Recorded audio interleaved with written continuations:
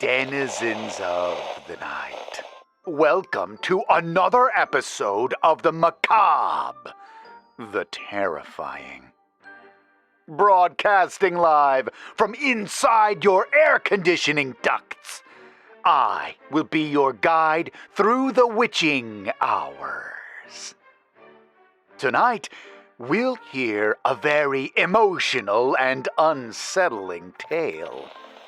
Our story follows young Tabitha, who is attempting to find a new normal after tragedy strikes her family and they move into a new house on Hyatt Street.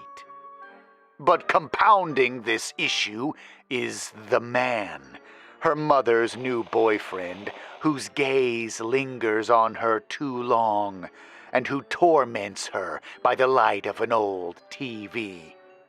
Loneliness has taken hold, and Tabitha struggles to make friends at her new school. But there is more to the house on Hyatt than meets the eye, and only time will tell if it holds the answers to her problems, or the worst problem of all. Before we jump in, I want to let you know that this story contains references to abuse, but it is never described explicitly. This story is called The House on Hyatt and was written by A.G. Hilton.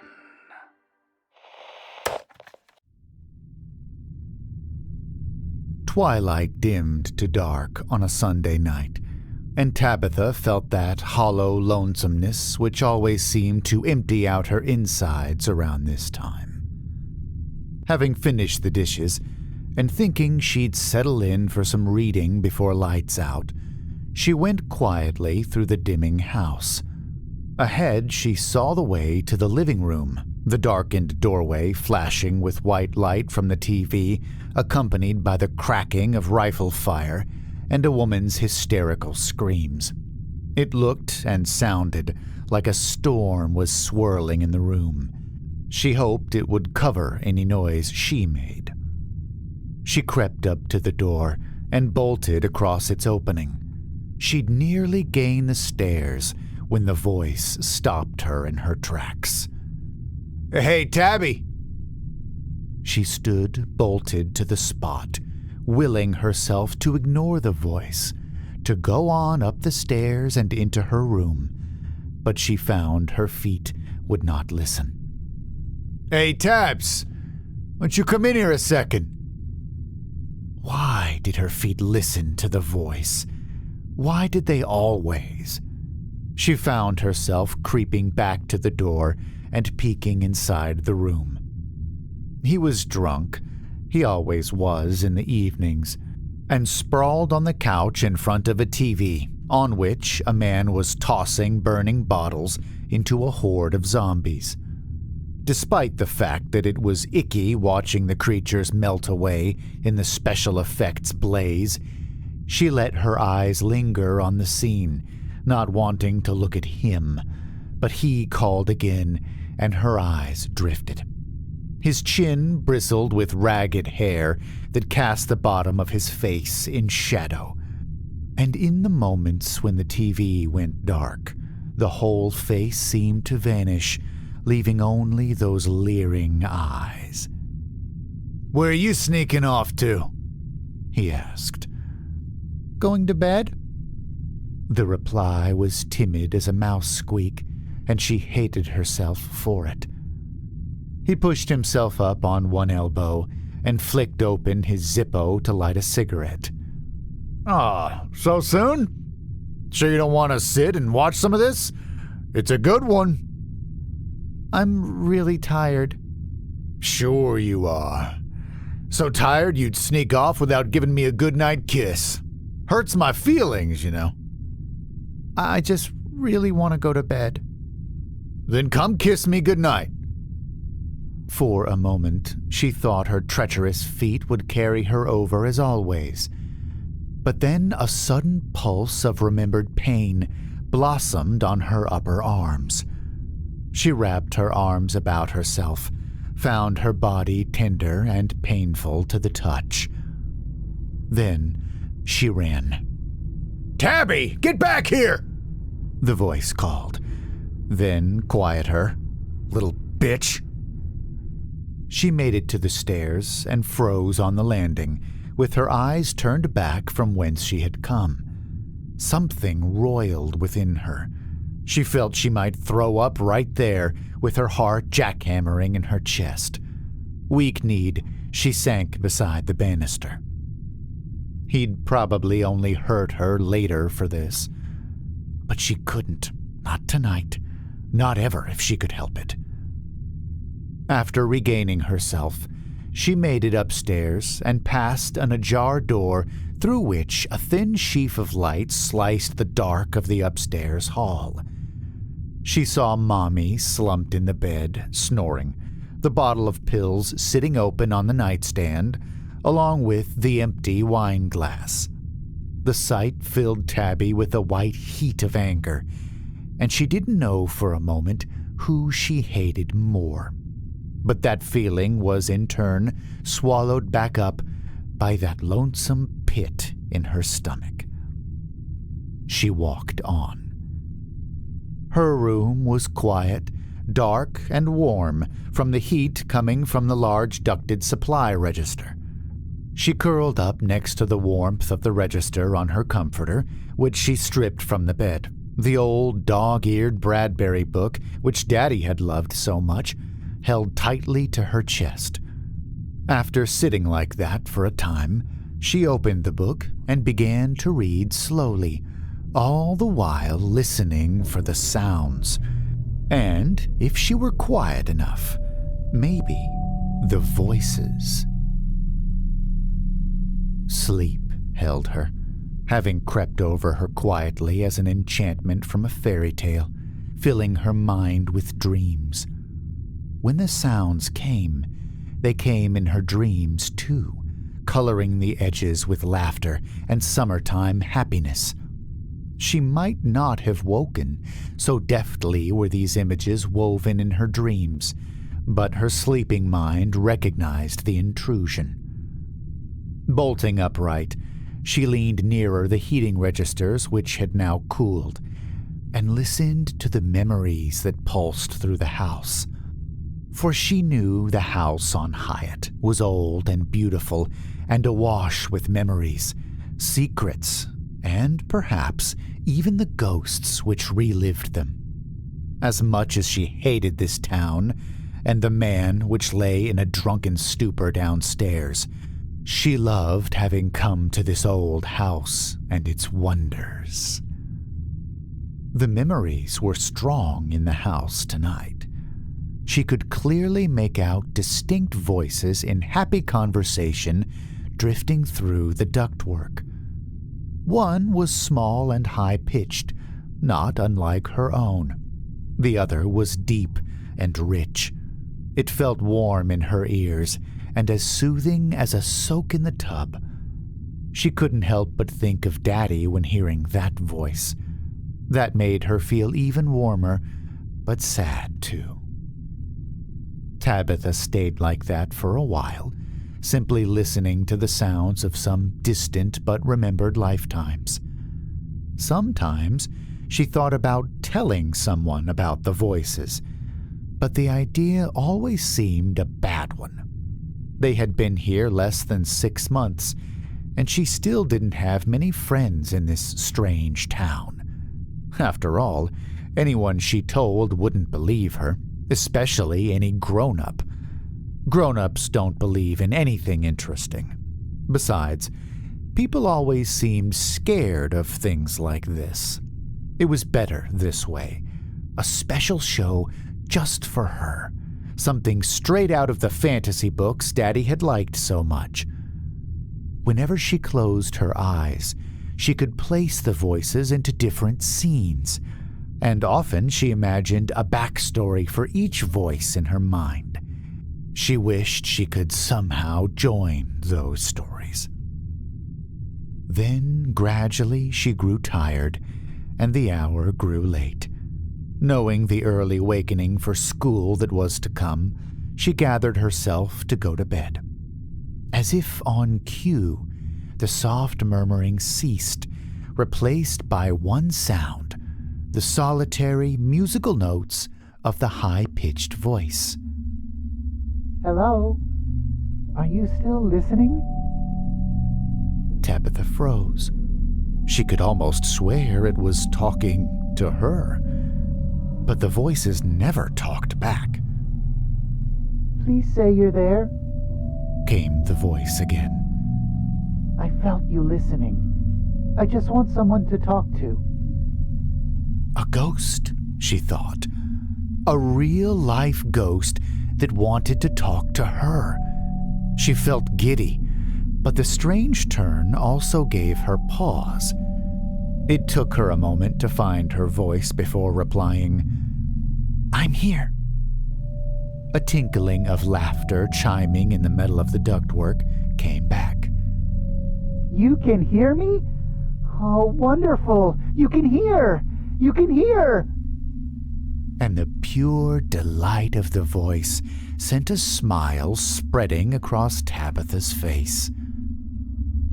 So it was, Tabby befriended a ghost in the house on Hyatt.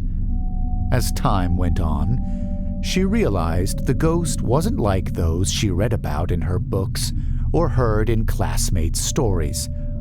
This ghost didn't come whispering through the walls or rattling chains in the halls. This ghost didn't scare Tabitha at all. When she came, she was just the quiet voice that drifted through the ducts of the house. Her name was Clarissa. My daddy worked in the mill. Clarissa explained one night. My two brothers did too. What does your daddy do? My daddy... I don't have a daddy anymore. Oh. The voice softened to a whisper. Isn't that your daddy downstairs? No! Tabitha spat the word more violently than she meant to. He's just some man. I hate him. Why do you hate him? Tabitha felt sick suddenly. She realized she couldn't articulate the thing. When she tried, the words just wouldn't come. He'd said that it was part of being a good little girl, but she never remembered her daddy saying that. He hurts me sometimes, she said at last. I'm sorry. You should meet my daddy sometime. You would love him. My brothers too. I would really like that. I knew you would. Come downstairs. Tabitha's heart dropped. I can't. Why not? Because he's... As if on cue, she heard her reason coming up the hallway with heavy and shuffling steps. "Tabs?" came the slurring inquiry from the hall. "I have to go," she told the voice, and scrambled into bed, turning off the light. Scarcely had the room grown dark when she heard the door swing quietly open. She felt the weight of his shadow across her, but willed herself to remain motionless. "Tabs!" She gritted her teeth, willing him to leave, expecting to feel an alien touch at any moment, but the door swung closed. Motionless, she lay there for what seemed like hours, before tentatively crawling out of bed and back to the heating register. But it was no use. Clarissa had gone.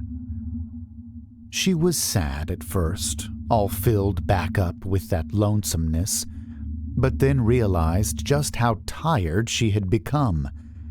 She slept then and dreamed, and it seemed that maybe she could still hear the slightest whisper of sweet voices. And when she dreamed, it was of unworried summertime happiness, like sweet lemon drops, Daddy, and the bright faces of the memories from the house. And, though deep in sleep, a part of her recognized that if she could stay like this, she would rather that she never woke up. "May I be excused?" "Huh?" Mommy scarcely looked up from the phone beside her plate. "May I be excused?" "But you haven't finished your dinner," he replied for Mommy. "But I'm full." "Full, huh?" He wiped gravy from his mouth with a crumpled napkin. "What's the big hurry, anyway? Gonna go up and hide in your room? Been spending a lot of time up there lately. What's so good you don't have time for family anymore?" Tabitha scowled down at the remainder of peas on her plate. She lifted her eyes to Mommy, ignoring the man across from her. "Mommy, can I go?" "Hey!" He snapped his fingers, and the quick motion of his hand made her start reflexively. "I'm talking to you, little lady. Look at me when I'm talking to you."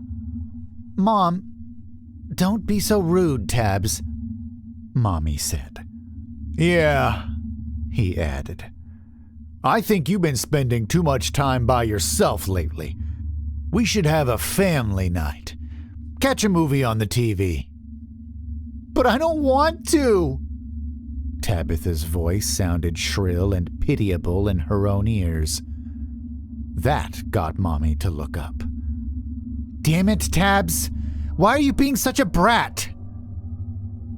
She looked at Mommy and realized just how red her eyes were, how tired. She wanted to pour it all out then. Even if she didn't have all the words, she wanted to say exactly why she didn't want to sit up with him, say why she hated him, say how she wished Mommy would just be happy again and come back from her eternal haze.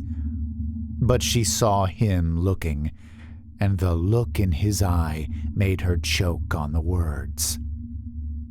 Mommy put a hand to her temple.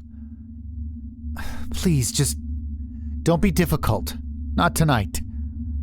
Then Mommy was gone. Gone to the pills and the wine glass, and Tabitha realized for the first time to tears of her own. But when she was gone, he was still there. The hallway seemed darker than it ought to be, even at midnight. Maybe it was that the clouds smothered the moon, or that the drapes were set just so as to perfectly blot out the gleam of the solitary street lamp. Whatever the case, the walls pressed close, and shadow blended into shadow, so that, for a moment, Tabitha felt she could not recognize the hall's shape or discern its true length at all. But that was silly. There was nothing to be afraid of tonight. He hadn't come home from Sammy's pub yet, and that was just fine. She had been waiting for just such a night. Stealthily, Tabitha crept down the hall, past Mommy's darkened door, and down the stairs. She was halfway down the flight before she saw her. Carissa stood in a sliver of moonlight at the base of the stairs. The white glow revealed her as pale and beautiful with dark hair. Tabitha thought she couldn't be more than a year or two older than herself. When she saw Tabitha on the landing, Carissa grinned with perfectly white teeth. "Come down," Carissa urged in a whisper, for Tabitha had frozen where she stood. It wasn't that she was scared of the apparition's appearance, as she thought she might be, but something about seeing a ghost, a real ghost, in this embodied way shocked Tabitha. She had expected something insubstantial, but there she was, the owner of the voice, as solid as the stairs under Tabitha's feet, even leaving small indentations in the carpet as she swayed playfully from foot to foot. "I'm coming," Tabitha said at last, and descended the last flight of steps. When she reached the bottom, Carissa threw her arms around her, and Tabitha was chilled by the touch of cold but very real skin against her own. "I'm so glad you decided to come," Carissa whispered in her ear. "It's been so long since we've had good company. I can feel it. Your good company. Father will be very pleased." "But where's everyone?" "Waiting. Come and see." Carissa took her hand, and Tabitha felt overcome with new excitement. How many little girls could say that they were friends with a family of ghosts? Certainly not prissy Evelyn Green or that bratty Tina Thompson at school. They could jeer at her ratty clothes all they wanted. No matter how much money their mommies and daddies made, they would never have something as cool as this. They went down the dark hall toward the back of the house, past door after darkened door. When no signs of the other ghosts could be seen or heard, Tabitha asked, "Where are we going?" "Not much farther." Then they entered the kitchen. Carissa continued forward, but was stopped by Tabitha, whose feet fixed in the doorway. For, across from them, in the corner by the refrigerator, the door to the basement stood open. "What's wrong? We're almost there." Tabitha released Carissa's hand and stepped back. "I don't want to go down there." "But that's where we live. You want to meet the family, don't you? They'll be sad if you leave now." Another step back. I changed my mind." Carissa walked further into the kitchen and looked back sadly. "We thought you might be nice to us. It's been so long. I had a special surprise for you, too." Voices began drifting softly from below then. They were warm and comfortingly familiar, and above them all came a new one which made Tabitha's heart soar. It came deep and rich, seemingly pulled straight out of days past, and Tabitha knew it perfectly. "Daddy?" she said, and stepped into the kitchen. "Daddy, are you here?" "I am," came the voice, now joined by a face appearing in the shadows of the basement door. "I've made new friends, beautiful. They told me I could find you here. I've missed you and Mommy so much." How could it be? Daddy had left them there on the side of the road in the glow of the hellish red ambulance lights. Yet here he was, just within the shadows of the basement door, as real and substantial as Carissa. She might have broken out into a run, flung herself into those beloved and much-missed arms, but her legs felt like jelly, and Tabitha could only manage a few stumbling steps forward. During those stumbling steps, the uncertainty returned. Daddy looked strange. Now that she was closer, she saw that his features were vague, unshaped. She realized then that she couldn't quite recall the fine details of Daddy's face. The man hadn't wanted Mommy to put up pictures of Daddy in the house. And now she too held an increasingly indistinct image of him in her mind, the one from her dreams. Now her eyes turned back on Carissa, and Tabitha almost screamed when she saw the thing in the girl's back. The shadows must have hidden it from her, but now with more moonlight pouring through the window above the sink, Streaming over the girl's shoulder, Tabitha saw something long and wet that reminded her of the octopus at the aquarium, sprouting from Carissa's back and trailing wetly into the basement.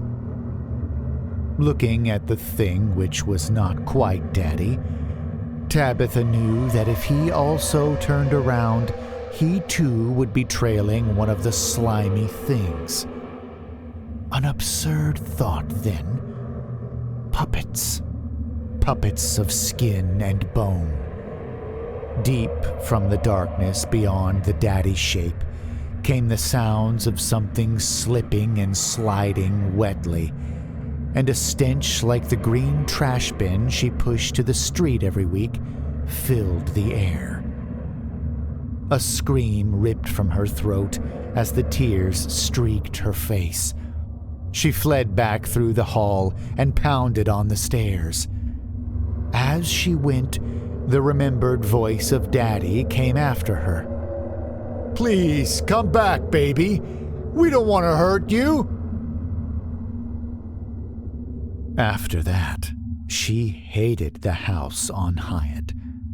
At night, she would regard the radiator with dread and pray that the voices would not try to talk to her.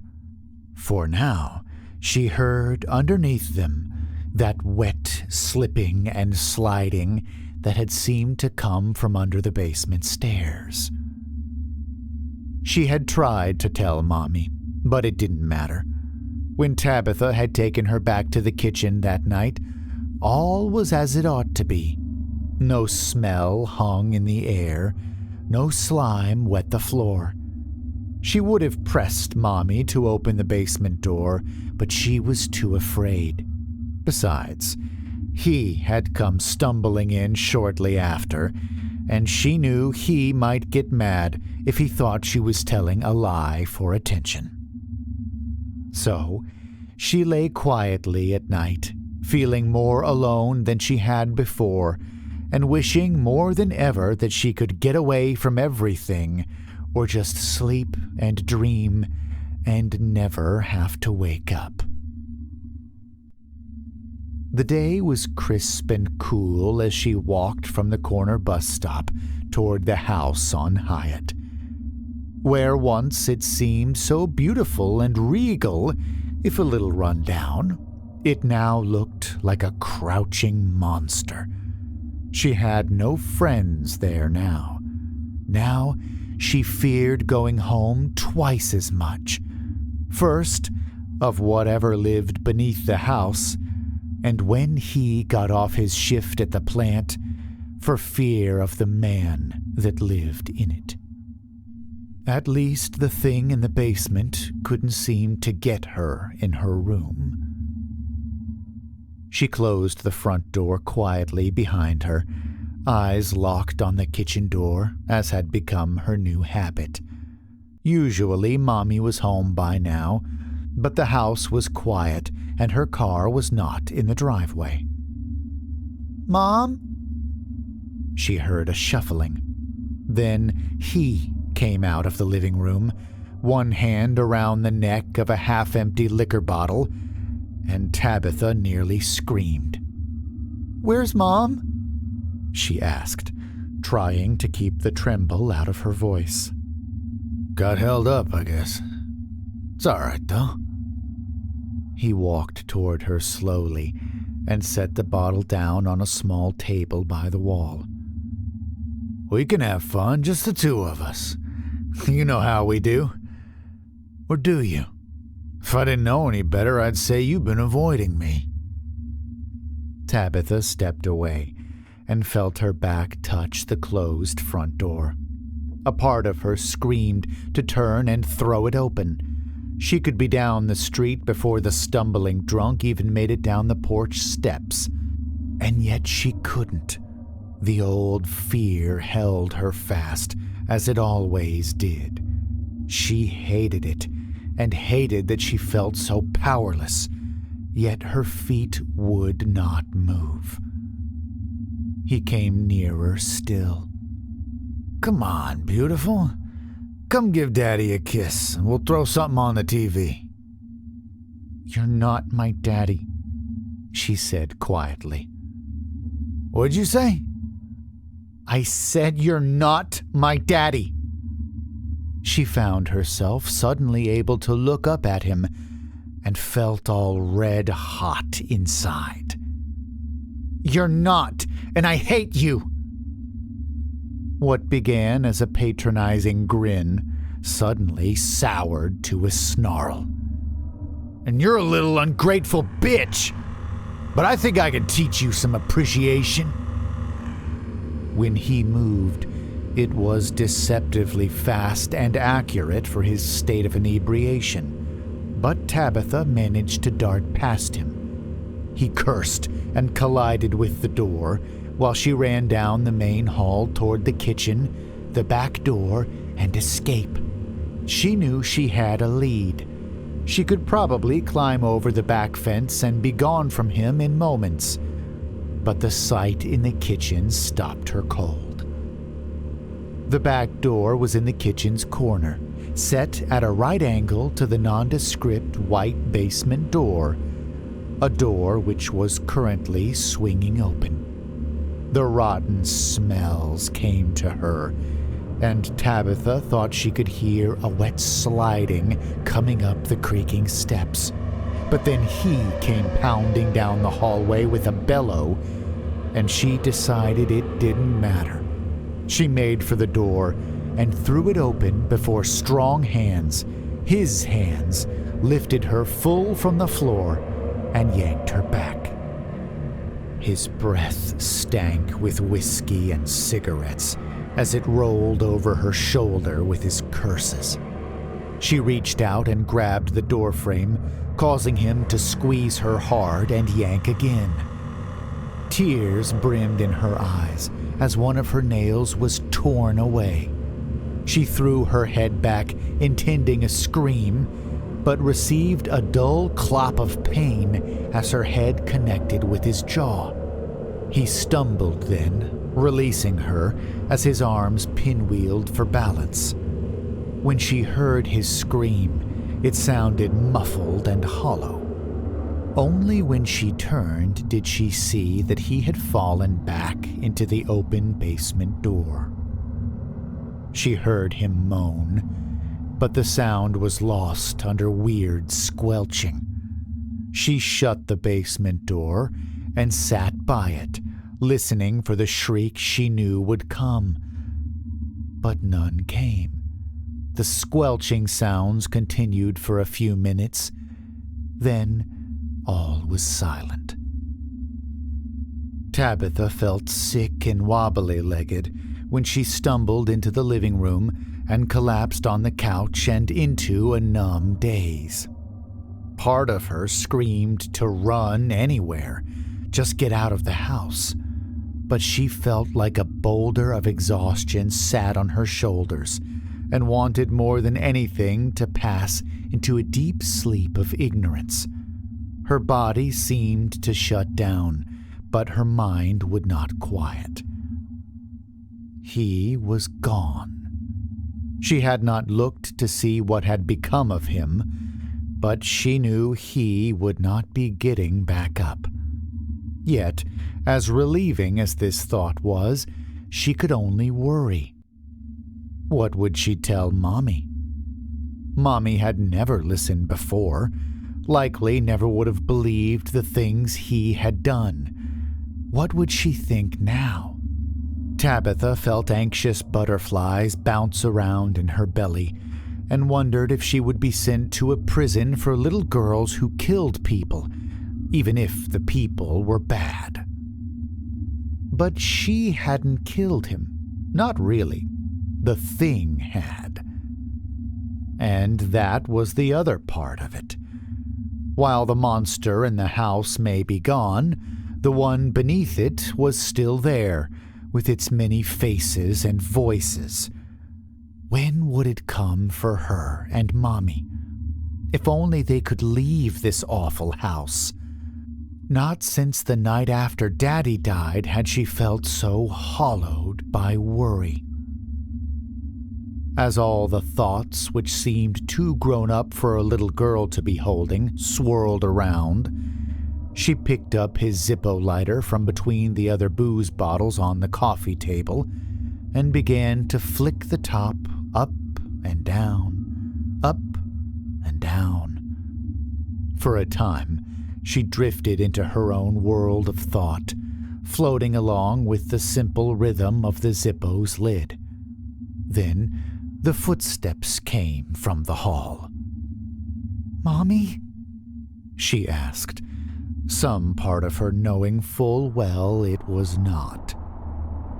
He stepped into view, and her breath caught in her throat. For a moment, she faced the horrible prospect that he had not died, but had only been knocked out by his fall down the stairs. But she knew this was false at once. He had no marks from his fall, no bruises or scrapes. Rather, his skin looked almost shiny, fresh in some strange way, and he smiled in a way she had never known him to in life. "Hey there, Tabs. I just wanted to let you know it's all right." "Stay away from me," she said, rising to her feet. He held out hands to her that looked fresh as baby skin. "Don't be like that, Tabs. All is forgiven. I know I've been bad, but I'm better now. I've been made better. I think we can all be better together now." As he stepped farther into the room, Tabby glimpsed the writhing appendage sprouting from his back. She knew at once that he was dead, and yet a part of whatever lived in the basement somehow.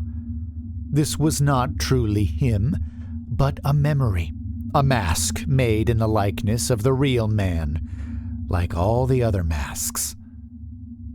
"Come with me," the thing said, as it crept into the living room, trailing mucus in its wake. "I'll take you to the others, and you won't have to worry anymore. Then, when your mommy comes home, she can come too. You can be with your daddy again." With horror, she thought of the unfinished daddy thing she had seen in the kitchen, and realized that whatever was in the basement had been in her head all along, riding the coattails of the dreams, maybe. That's how it had tried to make a mask of Daddy. The thought brought not only a jolt of violating fear, but a flash of red-hot anger. "Come with me, and we can all rest," said the thing. "You're so tired. Little girls shouldn't have to carry so much weight. I know you've been hurting so much. Come sleep and dream your dreams for us." "You're a liar!" she screamed back. "You're just like him, and you just want to hurt us!" Mirth left the false face. "Come along now, Tabby." His voice changed. The ventriloquist imitation dropped away to a harsh and hissing voice, as if the breath were being forced into the thing's lungs. All at once, the mask began to dissolve completely. Teeth grew to fangs. Eyes sunk wetly back into staring sockets, and fingers became hooked claws of nightmare. It leaped at her. When Tabby acted, it was out of repressed anger and fearful reflex. She seized one of the empty liquor bottles and threw it. With an ugly squish, the glass split ahead, which parted like gelatin as the thing stumbled. She darted past it toward the doorway, but not before seeing its head beginning to reform like potter's clay. Tabitha leaped but fell hard, chin striking the ground as the thing clutched her ankle. She looked back to see its hold on her, to see it crawling closer, head still reshaping as it came. Her foot flailed in the clawed hand, but would not come free. All the while, the thing dragged itself nearer. Then, Tabitha became aware of something in her tightened fist and realized she still held the Zippo.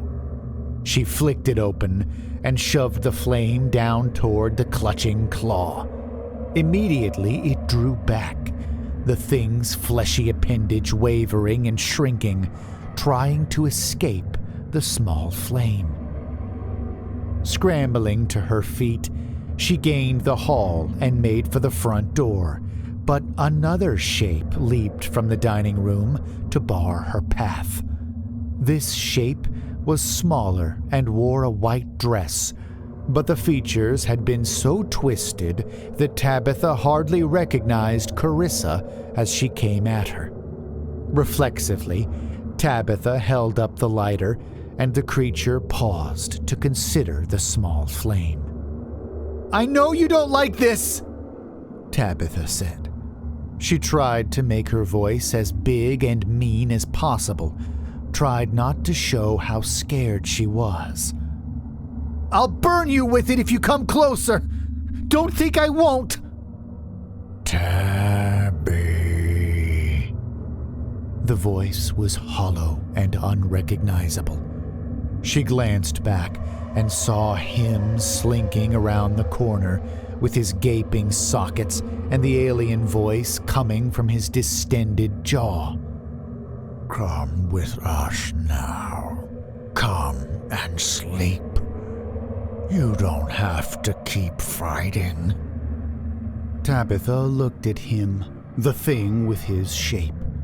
Slime poured from his orifices, and all semblance of the man seemed to be running out of him, leaving only a monster. She thought absently that this memory was more honest than his appearance in life. "I won't do what you tell me!" she screamed. The red hotness had come back as she looked at the loathsome shape. "I won't let you hurt me or Mommy anymore!" She glanced to the side and seized the half-finished whiskey bottle he'd left on the hall table. "Go to hell!" In a flash, Tabitha found herself living out a fantasy she'd not realized that she'd harbored ever since he came into her life. She threw the whiskey bottle at his now malformed head and watched with delight as it broke, drenching him with the amber liquid. The thing with his shape bellowed, knife-like bits of glass protruding from its soft flesh, and then it came at her. But now Tabitha felt no fear. Now she felt only anger for the man that had been and what he had done. Anger for the manipulations on all sides. All at once, she remembered him that night in the living room, that zombie movie that had been on TV, and she gently tossed the open Zippo into his oncoming face. At first, there was only a brief guttering. Then, flames raced across the monstrous head as the liquor caught fire. The thing howled and flailed blindly, clattering against the walls of the hallway in a panic. Another shriek split the air, and Tabitha turned to see the Carissa thing writhing on the floor, as well clutching at its face. Tabitha got an idea and darted past the clutching claws of the burning monster before her and around the strange appendage drooping from its back towards the kitchen. The thing stumbled behind in clumsy pursuit. Tabitha climbed up on the counter and opened a cabinet where he had kept more liquor. "I know how much you like your booze, so you can have it!" Unscrewing the top, she swung the bottle down, releasing an arc of liquid like a priest casting holy water on the possessed. The flames leapt up greedily in response, and the creature staggered, falling to its knees. With dread fascination, Tabitha saw that the appendage from the thing's back was flailing wildly and retracting, ripping free from the smoldering shape and dragging back down toward the basement. But Tabitha paid it little mind as she continued to feed the hungry flames which lapped at the melting shape that had once been him. Now the flames rose tall with black smoke that stung her eyes, and the fire began creeping up the walls and across the kitchen floor. A sound came up from the blackness below, a bellowing, low and mournful. In it was the sound of a merciless wind blowing up from depths of void to tear at the crevices of her mind, harsh and unforgiving. The sound filled Tabitha up, and she shrank within herself in the wake of a presence, vast and alien. She screamed and ran, racing down the hall and bounding over the writhing thing that looked like a little girl before breaking into the waning light of the day. The house on Hyatt burned bright, and Tabitha watched it from a neighbor's house across the street. They had found her wandering the street in a daze after the noxious smoke began to pervade the air. Once or twice she thought she saw shapes rising from the flames, but they each fell away in turn. The fire department was fast, but by the time they arrived, the house on Hyatt, which had stood there for so many years, was little more than an ashen wreckage. When Mommy came bursting in, Tabitha cringed reflexively, afraid of what she might say. But then Tabitha saw that Mommy's eyes were clean and clear in a way she had not seen since Daddy. "Tabs! Oh, thank God! I thought—" Mommy held her close, and Tabitha returned the embrace. "He did this, didn't he? What, passed out with a cigarette? I'm sorry." "No, don't say that." "But, Mommy—" "Shh, don't worry about anything. You just calm down. I'm just glad you're okay." And as the last shuddering breath of smoke left the house on Hyatt, Tabitha felt at peace for the first time in months. The house on Hyatt was gone. The monsters were gone. Ash to ash, dust to dust. In time, this too would fade. Yet, as Tabitha watched smoke curl about the legs of the plodding firemen, she wondered if monsters are ever really gone for good. She would have to look out now, not just for herself, but for Mommy, against whatever else might be out there. Because even now, she couldn't help but wonder if those firemen heard faint whispers rising about them. Whispers of a little girl calling for help from below. And she gripped Mommy ever tighter.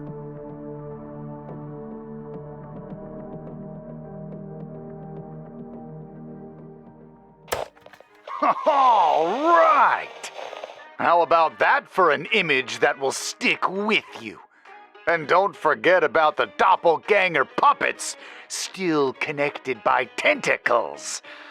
That was exceedingly unsettling. The night world that plays out in our dreams has been the subject of much myth. The monster in this story is a sort of parasitic dream catcher, wouldn't you say? It invaded Tabitha's dreams and stole images, and presumably fed off of them while she was asleep. And try not to think too hard about what might have been coming through the vents to allow the monster that kind of access. I do love it when a terrible character gets their comeuppance. My only wish is that the man might have suffered further. I like to think he was still conscious in there in some way, and he felt the fire from his liquor race around his new body, even as the psychic monster ate away at his sense of self. If you enjoyed this story, please check out more from Mr. Hilton in the playlist I will link in a few moments. Please also check out his book, Nightside Tales, where you can read plenty more stories like this one. Please also leave a like on this video and subscribe to hear more stories like this one. Whatever you do, don't linger long next to the vents, and don't fall asleep.